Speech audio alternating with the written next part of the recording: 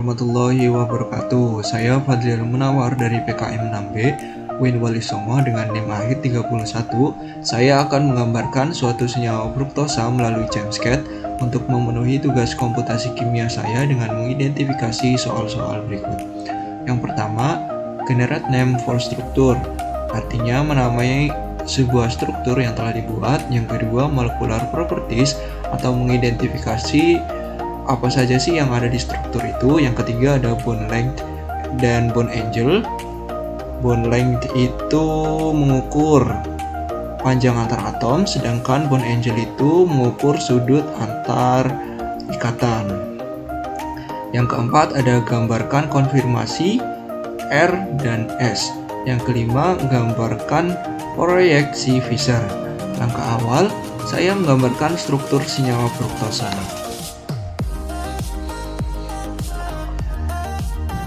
Pertama saya ambil unsur O,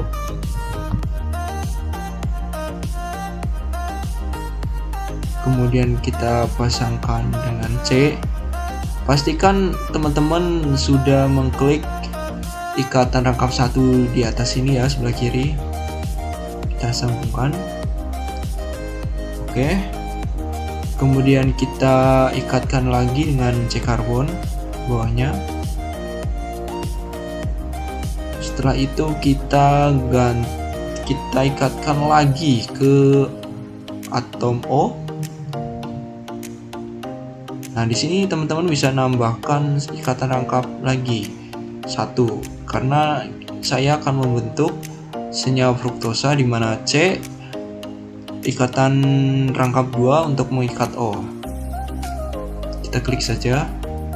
Oke, setelah itu kita sambungkan lagi dari C ini ke bawah. Maaf teman-teman, C. Kemudian kita sambungkan lagi ke ikatan H. Oke. Kita sambungkan lagi dari atom C ke ikatan OH.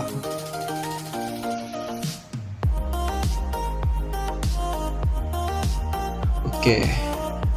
Kita sambungkan lagi ikatan rangkap ikatan C ke ikatan berikutnya. Kita sambungkan lagi ke H. Kita sambungkan lagi dari atom C ke OH. Kita lanjutkan lagi dari atom C buat ke atom C berikutnya. Kemudian kita lanjutkan lagi ke ikatan OH. Kemudian kita lanjutkan lagi ke ikatan H.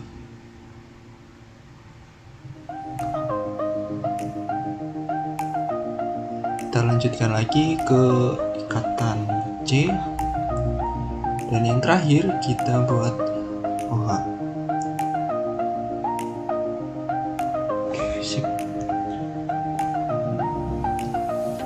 Kemudian setelah jadi, saya memasuki langkah berikutnya, yaitu memasuki tahap identifikasi struktur fruktosa.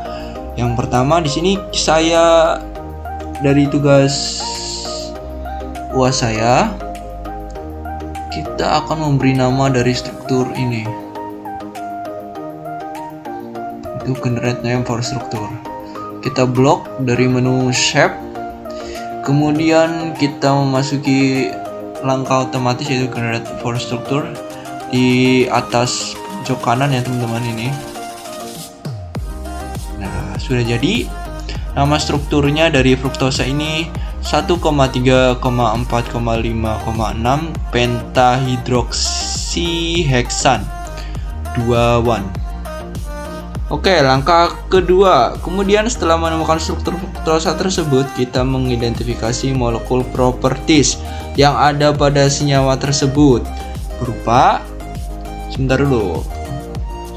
Kita blok dulu shape. Kemudian kita masuk menu tools, calculate. Nah, di sini kita bisa mengidentifikasi apa saja sih yang terdapat dari molekul properties fruktosa itu. Yang pertama ada rumus molekul. Rumus molekul fruktosa ini C6H12O6. Oke, selanjutnya kita masuk menu kalkulat lagi. Ada berat dari fruktosa ini berapa?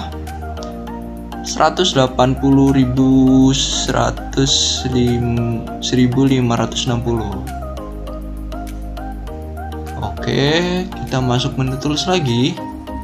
Kita mengidentifikasi molekul properties. Ada composition. Compositionnya itu atom C 40%, atom H 6,71%, atom O 53,28%. Kemudian kita identifikasi lagi kepadatan. Di sini saya akan mengidentifikasi hanya 5 saja ya teman-teman, dari banyaknya properties yang ada di menu tools.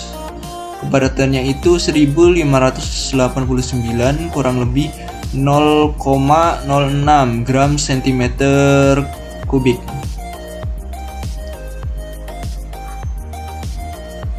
Kemudian kita lanjut ke masa rata-ratanya yang terakhir teman-teman. Kita masuk menu tools lagi, calculate average mass atau masa rata-rata dari fruktosa ini. Masa rata-ratanya itu 180.156.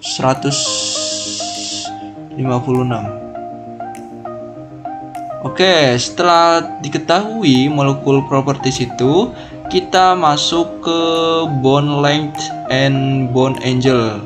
Artinya mengukur panjang antar atom, itu merupakan bond length.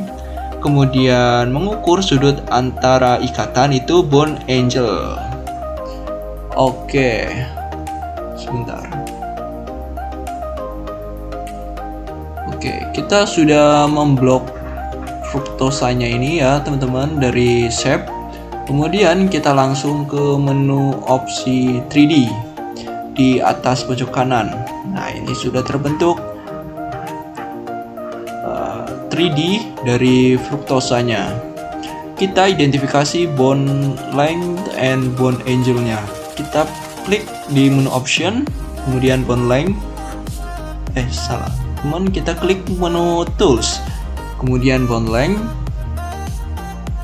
Kita pilih atom C berikatan dengan atom C yang lain.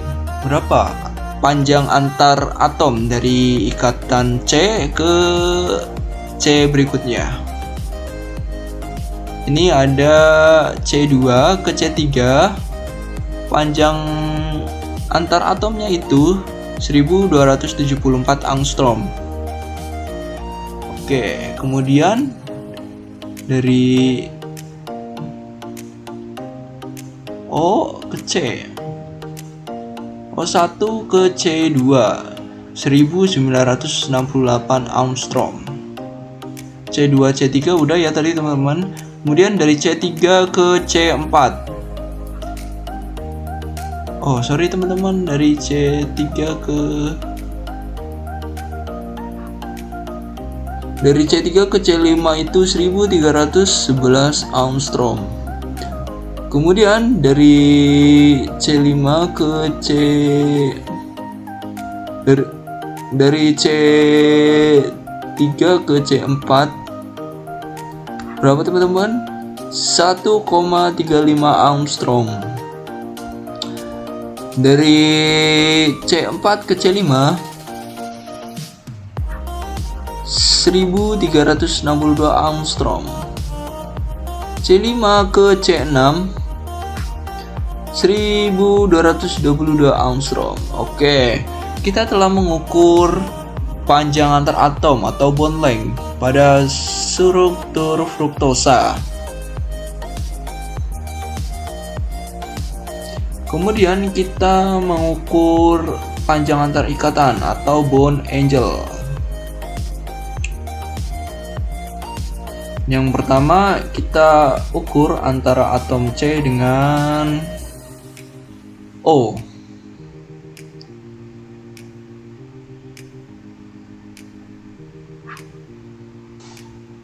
Oke, yang berikutnya kita lanjut ke bond angle, mengukur panjang antar ikatan. Yang pertama kita mengukur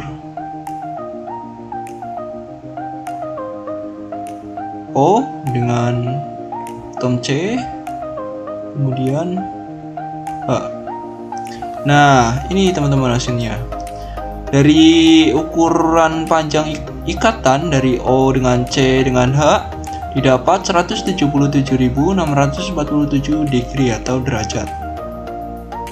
Kemudian atom H C dengan O. Nah, ini panjang ikatannya. H C dengan O ini 179,41 degree.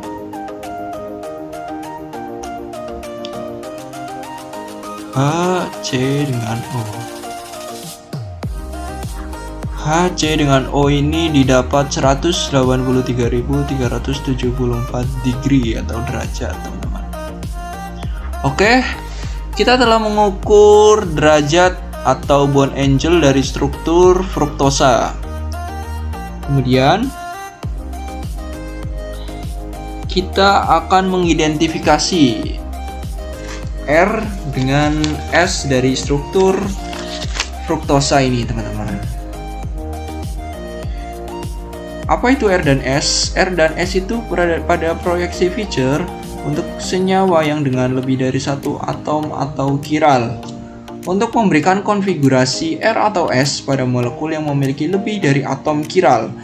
Di sini fruktosa saya memiliki lebih dari satu atom chiral ya, teman-teman. Tiap karbon dari atom chiral tersebut pada senyawa fruktosa ini harus diperhatikan satu persatu. Di fruktosa ini kita terdapat 3 atom karbon chiral. Di C3 di sini ya, teman-teman, berupa S karena mengikat 4 ikatan. 1 2 3 4. Kemudian yang kedua ini di bawah C4. Ini ada R, atom chiralnya di sini, teman-teman, mengikat H dengan OH. Kemudian di C5 berupa R mengikat H, OH, C dengan C. Kemudian selanjutnya saya akan menggambarkan proyeksi Fischer. Nah, kebetulan di sini saya sudah menggambarkannya secara manual. Nih, teman-teman, ini agak bengkok juga ya, teman-teman. Karena dibuat sendiri manual. Proyeksi Fischer itu merupakan representasi dasar dan molekul 3D. Karbon chiral berada pada pertemuan garis horizontal dan vertikal. Garis horizontal menunjukkan posisi atom atau gugus mendekati pengamat, sedangkan garis vertikal menunjukkan posisi jauh dari pengamat.